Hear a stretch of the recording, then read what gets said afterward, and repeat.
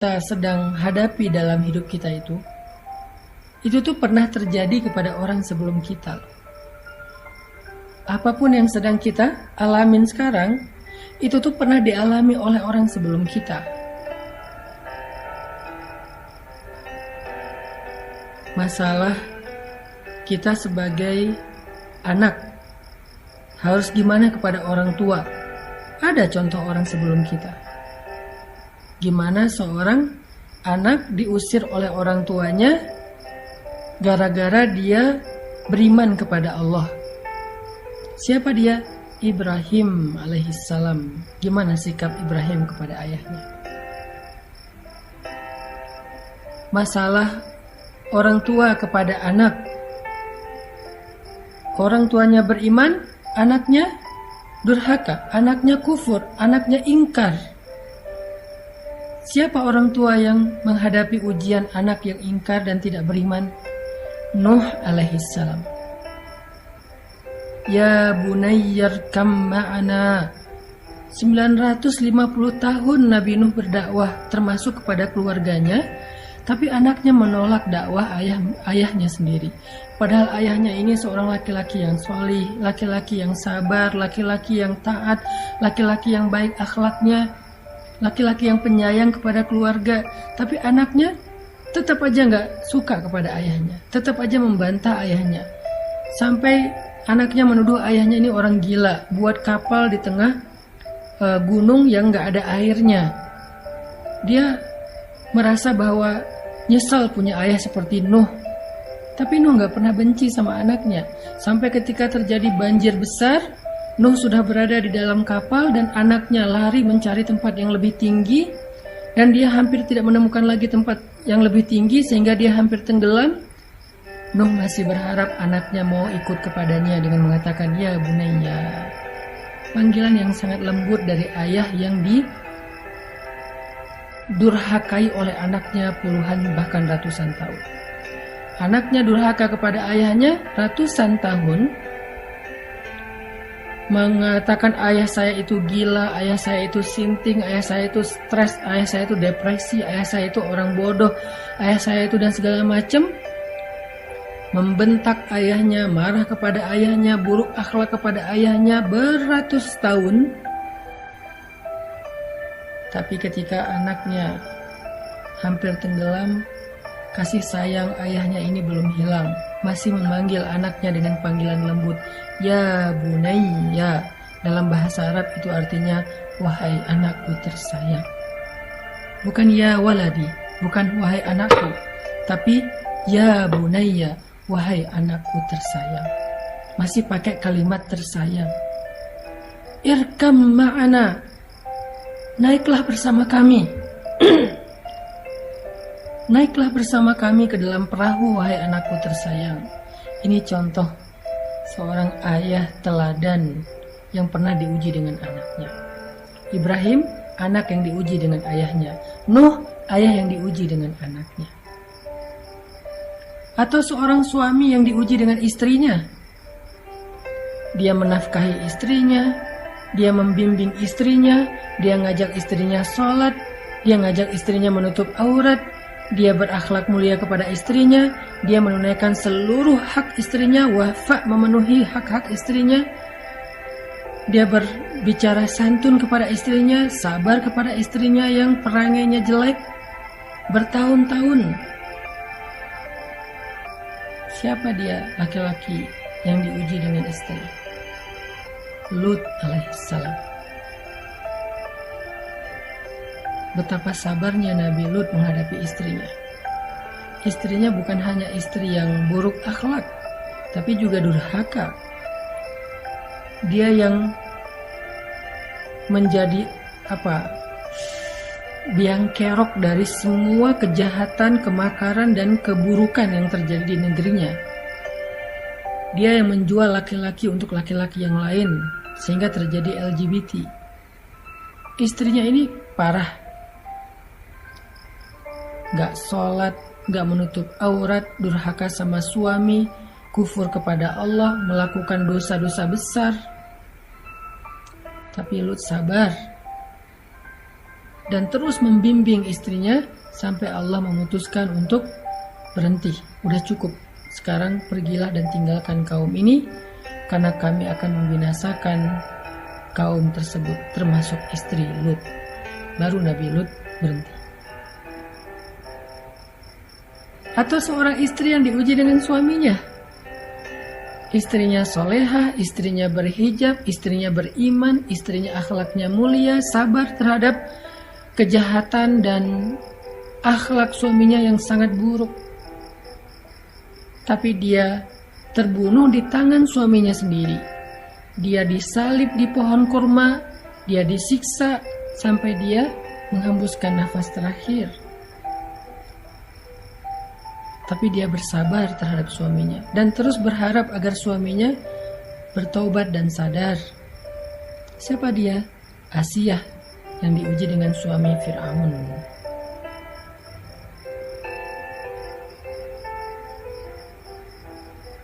Jadi semua masalah yang kita pernah alamin dalam hidup ini, semua ujian yang sedang kita alamin dalam hidup ini, itu tuh udah pernah dialami oleh orang sebelum kita.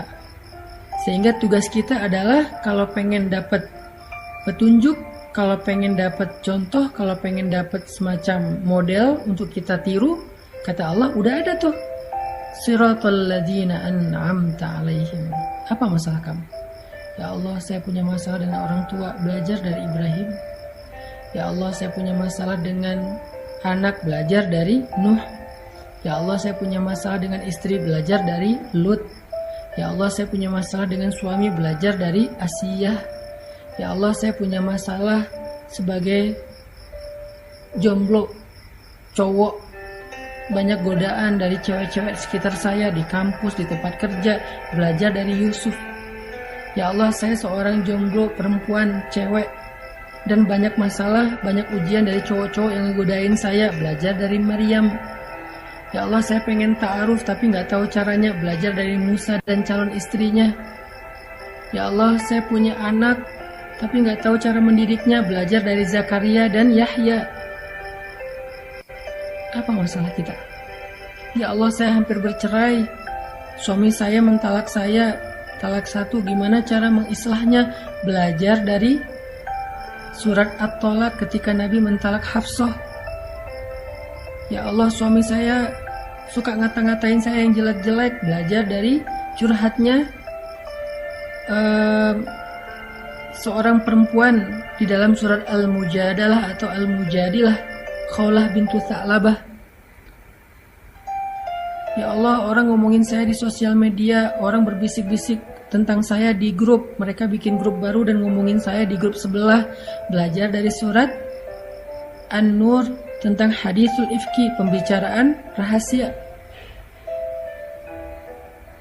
Ya Allah, istri saya suka cemburu dan menyusahkan saya sebagai suami, belajar dari surat At-Tahrim.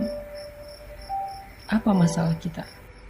Semua masalah kita itu udah ada contohnya, karena mereka pernah mengalami persis seperti yang kita alami. Jadi kita nggak sendiri.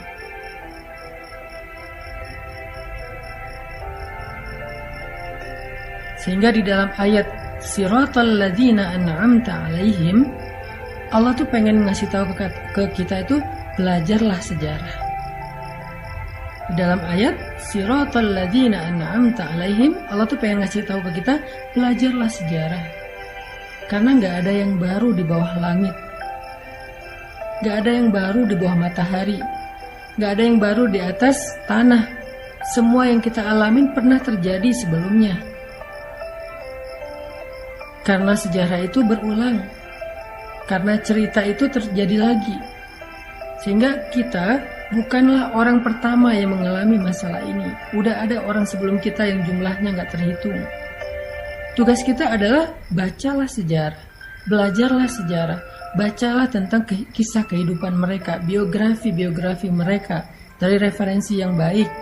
Sehingga kita akan menemukan siapa yang orang yang lurus, Siratal ladzina an'amta 'alaihim, sehingga kita tiru. Siapa yang salah jalan, sehingga kita hindari. Jadi di dalam kalimat siratal ladzina an'amta alaihim, Allah pengen ngasih tahu kepada kita, belajarlah sejarah.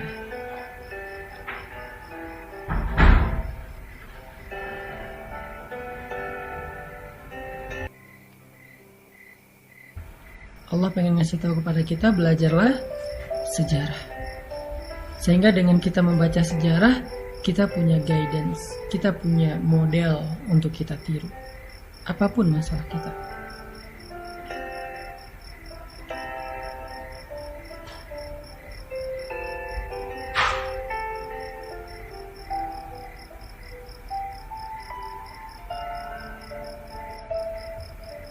Gak ada yang baru. Gak ada yang baru. Semua yang kita alamin pernah dialami oleh orang sebelum kita.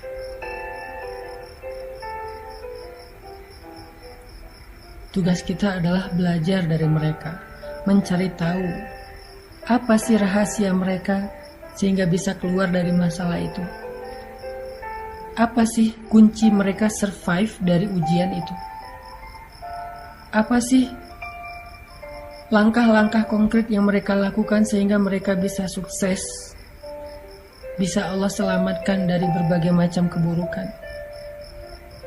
Lalu setelah kita tahu, ulangi, lakukan hal yang sama, maka kita akan mendapatkan hasil yang sama.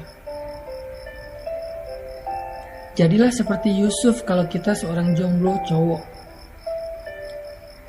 Selamatkan diri kita dari fitnah. Menghindar karena Allah, karena takut kepada Allah. Maka gak usah khawatir ketika kita menghindar dari pacaran, menghindar dari hubungan yang kelewat batas, menghindar dari ujian. Gak usah khawatir, nanti Allah akan memberikan ganti yang lebih baik, seperti Allah berikan kepada Yusuf. Kalau kita perempuan jomblo, siswi, mahasiswi, seorang pekerja yang banyak ujian di sekitarnya, banyak cowok ngelirik, ngegodain kita, PDKT, caper sama kita, belajarlah dari Sayyidah Maryam.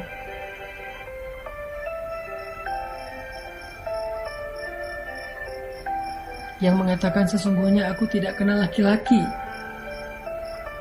Dan aku bukan perempuan yang suka merendahkan diri dengan perbuatan dosa. Yang membatasi dirinya, walaupun bukan berarti kita nggak boleh bergaul, tapi intinya adalah jangan berlebihan. Dan gak usah khawatir menjadi orang yang membatasi diri sebagai perempuan. Allah akan muliakan kita seperti Allah muliakan Sayyidah Maryam, seperti Allah muliakan istri Nabi Musa, seperti Allah muliakan Sayyidah Khadijah. Ya, Sayyidah Khadijah, perempuan yang menikah di usia 40 tahun baru dapat suami yang benar. Sebelumnya suaminya wafat, nikah wafat. Dan bukan suami yang beriman, bukan suami yang spesial, walaupun mungkin orang baik. Karena Khadijah aslinya orang baik. Tapi gak spesial. Entah berapa tahun Khadijah menjanda. Di usia 40 tahun, harusnya seorang perempuan itu merasa semakin khawatir, semakin panik, apakah mungkin di usia itu masih punya jodoh, apalagi seorang jodoh itu masih single, baik, soleh, terkenal, tajir, mungkin dapat seideal itu di usia 40 tahun. Belajar dari Sayyidah Khadijah, jangan berputus asa, jangan pesimis, perbaiki aja diri kita, nanti Allah yang akan memperbaiki calon jodoh kita. Sehingga di usia 40 tahun Allah berikan kepada Khadijah seorang suami yang lebih muda 15 tahun dari beliau. Bukan hanya lebih muda, kalau bahasa kita berondong, bukan hanya lebih muda, tapi solih, tajir, Nabi pula, kekasih Allah, ideal banget. Secara fisik sempurna. Jadi kalau kita pengen seperti Khadijah yang dapat suami seorang Rasulullah SAW, maka jangan cuma baca sejarahnya, jangan cuma tahu kisahnya, ikutin. Apa yang kita nggak punya contoh? Semua masalah kita itu udah ada contohnya.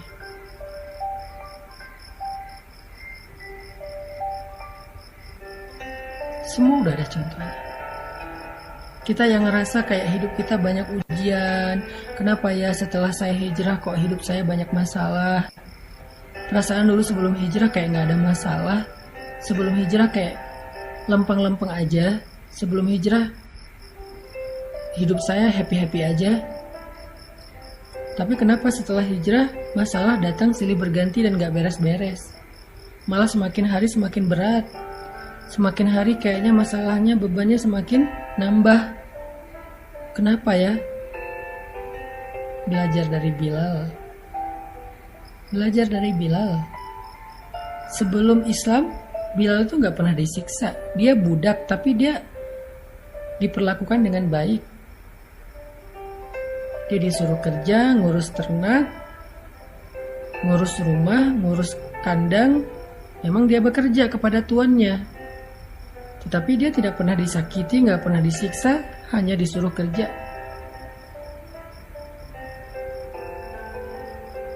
Lalu setelah dia masuk Islam, dia beriman kepada Allah, dia berhijrah dari kufur kepada iman. Tiba-tiba qadarullah dia lagi sholat, ketangkep sama tuannya. Dan tuannya ngerasa sangat malu kepada tuan-tuan yang lain, gengnya yang lain, pemuka-pemuka Quraisy yang lain. Ngerasa malu karena gak mampu menahan budaknya sendiri dari mengikuti Muhammad. Budak aja gak bisa diatur, kan malu. Budak aja gak bisa dihalangi, kan malu. Budak aja gak bisa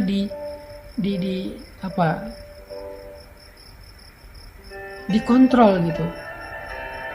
Kok bisa budaknya aja lepas kendali sehingga beriman kepada Muhammad yang beda kabilah, sehingga mengikuti ajaran Muhammad yang beda suku, sehingga Umayyah bin Khalaf merasa sangat malu dengan imannya Bilal. Dia dituduh nggak becus sebagai tuan, dia dituduh nggak bisa menguasai budaknya, dia dituduh bukan seorang leader sejati, dan berbagai macam perlakuan mempermalukan dia. Sehingga karena malu dan panik, dia langsung menyiksa Bilal, memaksa Bilal untuk murtad dari keyakinannya.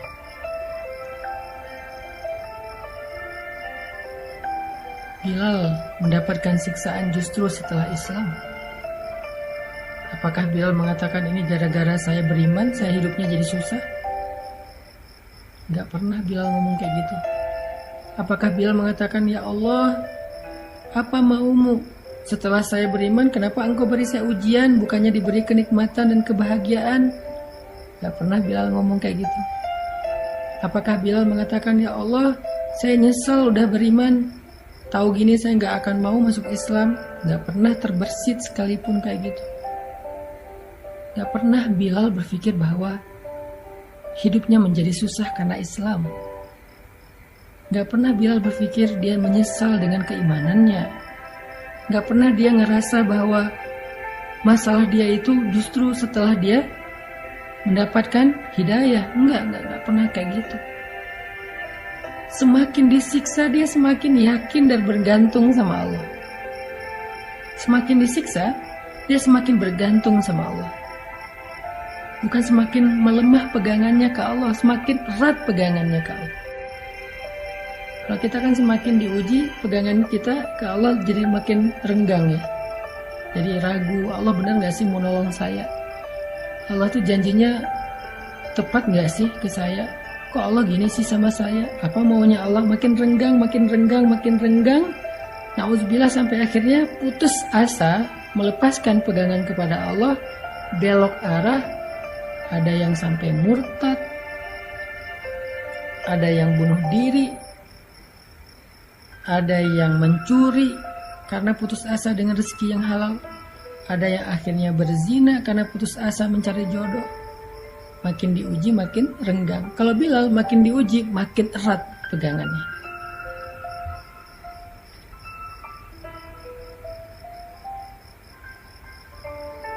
Makin diuji makin bergantung kepada Allah. Dengan kalimat apa? Ahadun ahad. Ahadun ahad.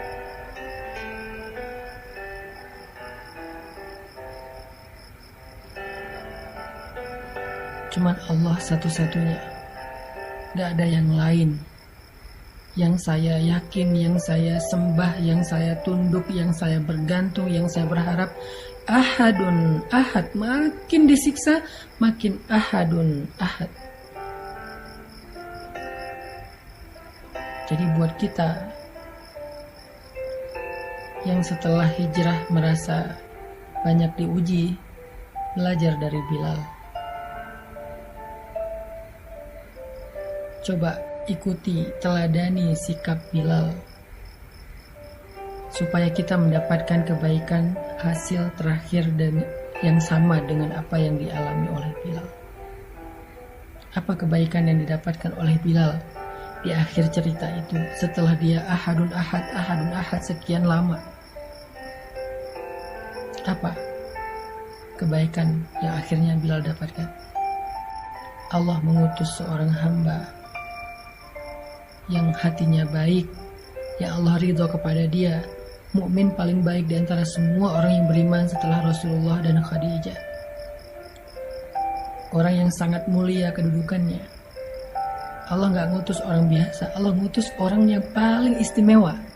Akhlaknya istimewa, imannya istimewa, kedudukannya istimewa. Allah utus dia. Kalau Allah mau, Allah bisa aja ngutus Utsman, juga orang kaya. Bisa aja Allah mengutus Abdurrahman bin Auf, juga orang kaya.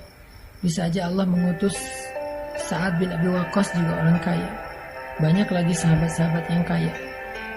Tapi Allah pilih dari mereka semua yang paling baik akhlaknya, yang paling baik kedudukan dan kemuliaannya, yang paling baik imannya, Abu Bakar As-Siddiq.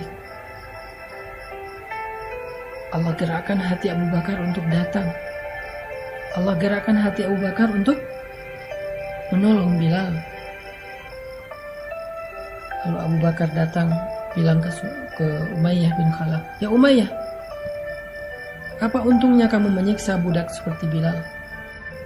Jual aja dia kepada saya, sehingga kamu bisa tenang dan mendapatkan keuntungan. Daripada kamu menghabiskan waktumu, tenagamu menyiksa orang seperti Bilal, kamu gak dapat untung dan gak tenang. Jual dia kepada saya, kamu bebas, gak perlu lagi menyiksa dia, gak perlu lagi malu karena dia, dan kamu dapat untung," kata Abu Bakar. Umayyah mikir, benar juga nih. Kalau saya jual, saya udah gak perlu malu lagi karena bukan budak saya lagi. Dan saya gak perlu capek-capek menyiksa Bilal, karena ketika menyiksa Bilal yang terlihat tersiksa itu bukan Bilal tapi Umayyah. Plus saya dapat untung dari menjual budak yang udah gak bisa lagi saya kendalikan. Karena kalau saya biarkan gak dijual pun saya gak bisa pakai budak ini. Mending saya jual aja, mumpung ada yang beli. Umayyah mikir gitu.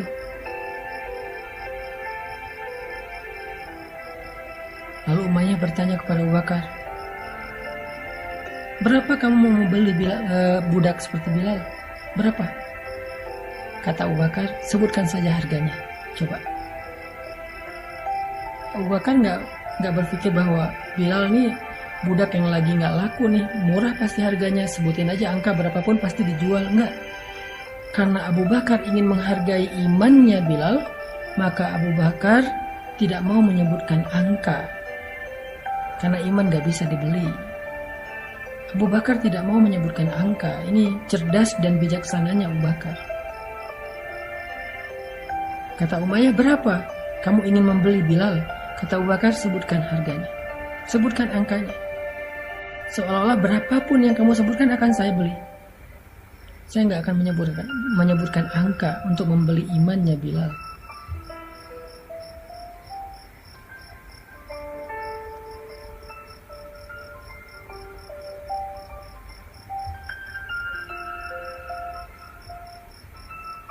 Lalu Umayyah menyebutkan sekian dinar, sekian uqiyah emas, hitungan dalam hitungan orang Arab, yang kalau sekarang mungkin harganya sekitar 700 juta kurang lebih, atau mungkin lebih dari itu persisnya. Dan Abu Bakar ketika tahu angka yang dijual oleh Umayyah bin Khalaf Bilal itu berapa? Uqiyah emas. Abu Bakar nggak menawar. Ya Umayyah, itu Bilal budak yang sudah tidak berguna, budak yang murah, yang udah sakit-sakitan setelah kamu siksa, masa harganya segitu? Saya nggak akan beli segitu, saya minta segini. Enggak. Ketika Umayyah menyebut angka, maka Abu Bakar mengatakan, baik, nanti malam akan saya kirim emasnya ke rumah kamu. Begitu cara Abu Bakar menghargai dan memuliakan Bilal. Atau lebih persisnya, begitulah Allah memuliakan Bilal. Seolah-olah Bilal ini sesuatu yang sangat berharga. Berapapun disebutin oleh Umayyah, Abu Bakar setuju. Malah setelah menyebutkan angka itu, Umayyah nyesel kenapa nggak ngomong lebih tinggi. Ada seorang laki-laki bilang kepada Abu Bakar, ya Abu Bakar, kamu membeli Bilal dengan harga yang sangat mahal. Apa kata Abu Bakar? Demi Allah, kalau Umayyah meminta 10 kali lipat dari harga itu, saya akan tetap membayarnya untuk membebaskan Bilal. Gak akan saya tawar. Umayyah yang nyesel kenapa nyebut angka segitu, padahal itu udah ketinggian. Nanti malam saya kirim. Lalu setelah akad jual beli, Abu Bakar datang kepada Bilal, melepaskan ikatan Bilal, memberi minum kepada Bilal yang sedang tersiksa kesakitan, membelai rambut Bilal, memeluk Bilal untuk menenangkannya, sebagai tanda bahwa dia udah punya saudara sekarang, yaitu Abu Bakar As-Siddiq. Dia dilindungi oleh Abu Bakar, dia aman, gak usah takut lagi. Kemudian membantu Bilal, memapah Bilal untuk berdiri tegak. Ketika Bilal sudah berdiri tegak, Abu Bakar mengatakan, ya ahla Makkah, ya ma'syara Quraisy, wahai penduduk Mekah, wahai pemuka-pemuka suku Quraisy,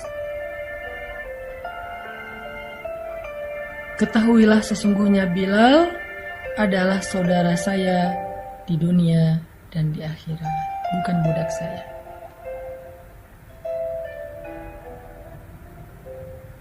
Sesungguhnya Bilal adalah saudara saya di dunia dan di akhirat.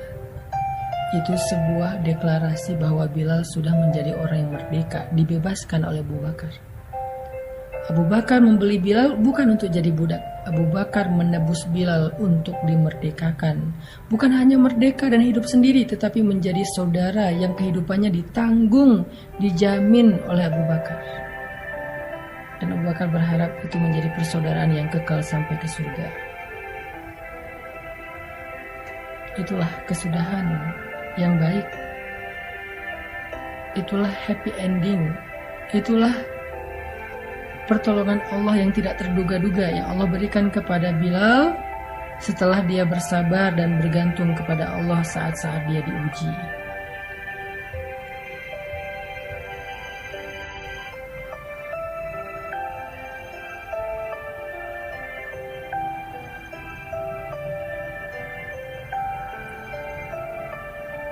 Jadi siapapun di antara kita yang ngerasa diuji setelah hijrah, yang ngerasa diuji setelah bertaubat, kita itu bukan orang pertama yang kayak gitu.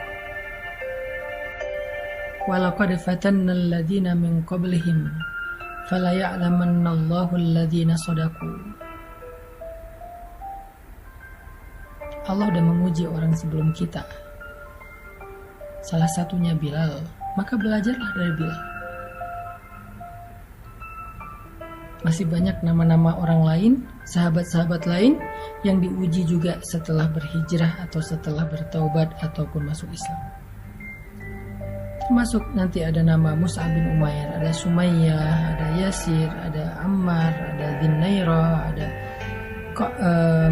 Khabab bin Ars. Ada banyak nama-nama mulia yang mereka justru diuji setelah mereka beriman kepada Allah.